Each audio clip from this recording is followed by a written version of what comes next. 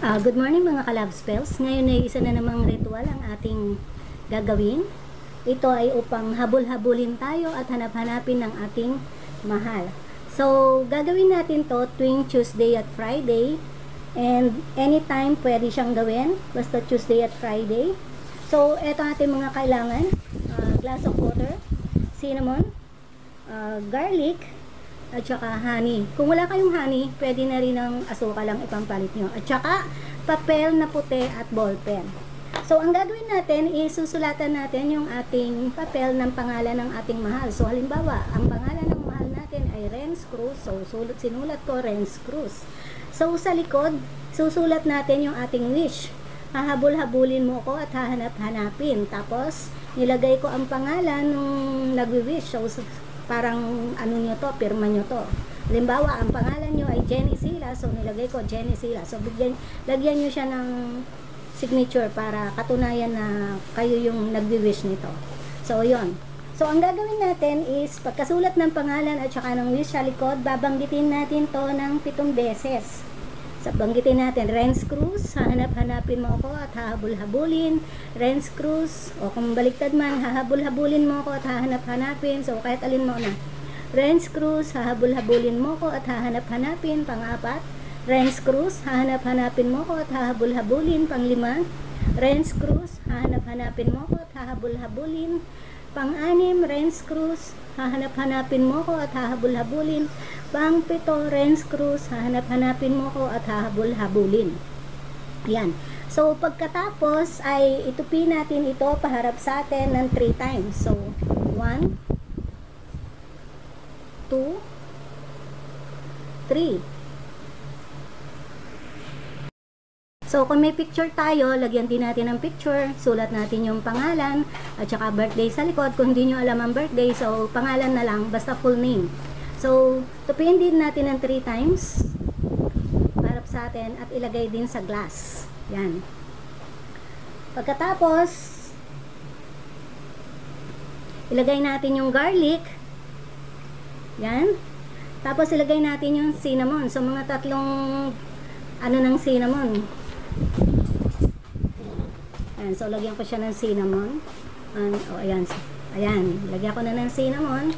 Tapos lagyan natin ng isang drop ng ng honeybee. Hindi ko mabuksan. Ayun. So lagyan natin ng honeybee, konti lang. Kung wala kayong honeybee, kahit na 1 teaspoon sugar na lang. Yan. So, nilagyan natin ng honeybee, tsaka cinnamon, tsaka garlic. Tapos, hahawakan natin yung glass ng 2 kamay. Sasabihin natin ng 7 times yung ating wish. Renz Cruz, hahanap-hanapin mo ko at hahabol-habulin. So, 1. Renz Cruz, hahanap-hanapin mo ko at hahabol-habulin. 2. So, number 3. Renz Cruz, hahanap-hanapin mo ko at hahabol-habulin. 4. Renz Cruz, hahanap-hanapin mo ko at hahabol-habulin. 5.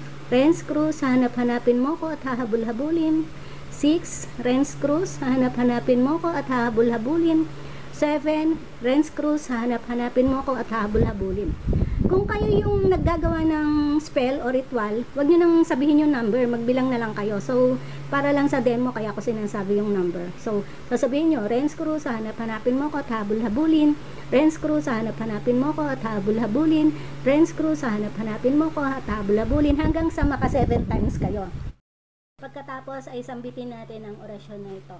Sator arepo tenet opera rotas, ayudad men, negnine Jesus, amen.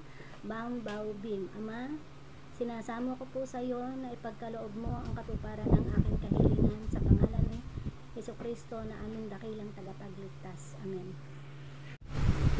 Tapos, ilalagay nyo to sa mataas na lugar sa inyong kwarto. So, pwede sa ibabaw ng cabinet, ganon. O, ibabaw ng aparador, o kung ano man yung mataas na lugar sa kwarto nyo. So, every morning, kukuhanin nyo ulit itong baso at sasabihin nyo uli ang pangalan niya at wish ng 7 times.